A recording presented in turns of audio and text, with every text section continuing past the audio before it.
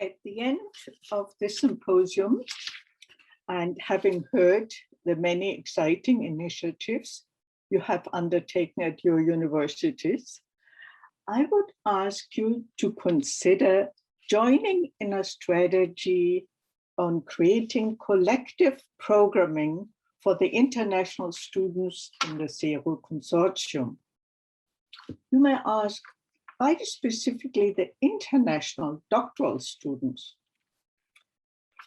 You may be familiar with the CERO survey report from 2020 on the impact of COVID on international students.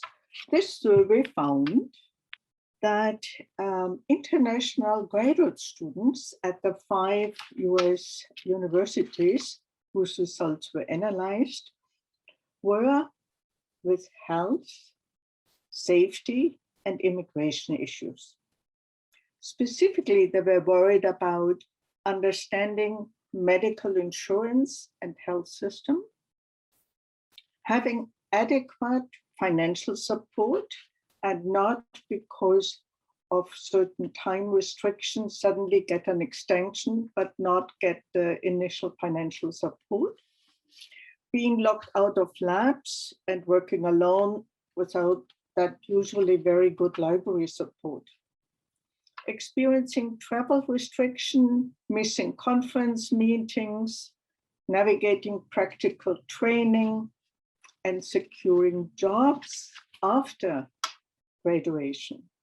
So like many of their peers, they were also worried about personal security, as well as xenophobia, harassment, and discrimination. Now, more than 1 in 10 of the international students or postgraduate international students had actually experienced hostile and offensive behavior based on their national origin. Now, of these, 55% reported that the experience affected their mental health and interfered with academic performance. Now, having been an international student myself and subsequent a transnational scholar in the US, who served on many dissertations as the main advisor or supervisor, I know that I had to do something to help. I began to talk to the international students both at the University of Washington in Seattle, where I am, as well as to the early career researcher in the Center for Innovation and Graduate Research, the Search Center, and their network of early career researchers. First, I was surprised at what I found out. But after some reflection and reading, I understood. International students would like a safe space to discuss their worries and concern. They would like to hear from peers elsewhere. And they would like an opportunity to talk to experts about the non-technical aspects and tips on application and job interviewing, dealing with having an accent, just like I still do, and a nearly unpronounceable foreign name, and of feeling actually extremely uncomfortable promoting oneself.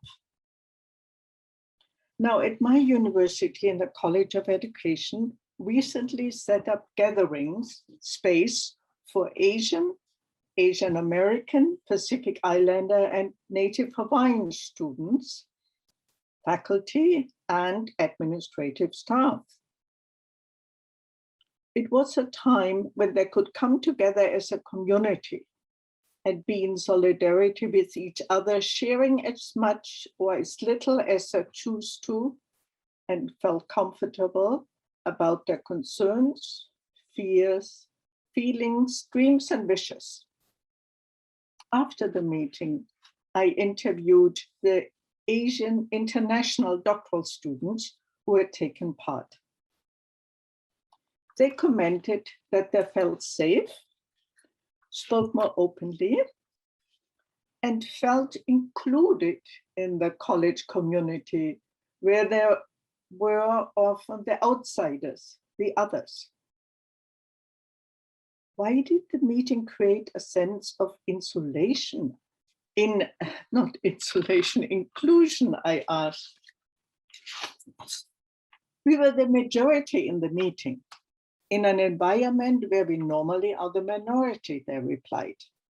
We spoke up more freely and felt cared and treated as equals for being afforded a separate gathering space and meeting space. The answer referring to equity surprised me. So they felt equally cared for by the departments and by the university, I mused. I understood they were talking about being in a safe space and feeling more open to talk. As an international student, you learn fast that you do not talk openly about your plans to stay in the host country or return home. Visa restrictions change quickly, and as you know, I've been in the US, and you don't want to become a burden to your advisor. So social, emotional support and thinking about important decision-making and speaking out loud with this circling thoughts around in the head is an important strategy for emotional and physical health. This was also the main message I took away from the recent literature. Therefore, I propose that you consider creating an online space, an online platform for the international doctoral student in the CERO consortium. Second, ensuring that our international students flourish during the research, education, and training.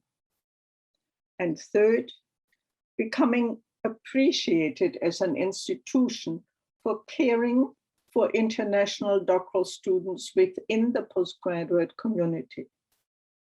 This easily can create a ripple effect, passing on the message of a caring, inclusive university to the next cohort of international students.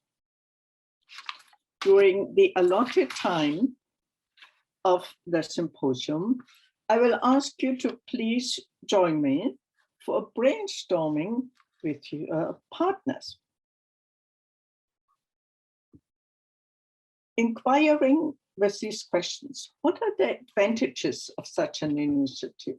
What are the disadvantages? What is interesting about such a collective strategy? If you would like to join such an initiative, I could imagine beginning with an assessment of the needs of our international doctoral students, and according to the findings, developing a program for subsequent meetings.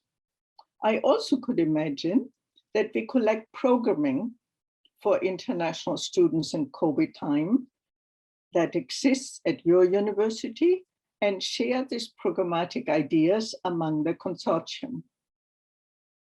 I could see that we possibly organize monthly or bi-weekly meetings of international students with breakout groups where they share among themselves and become a peer support group.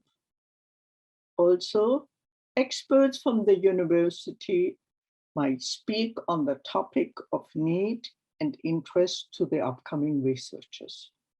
I stop here, hoping that these ideas energize your imagination and we will have a productive brainstorming session, ending with an agreement on a first step for those who might join the initiative. Thank you very much.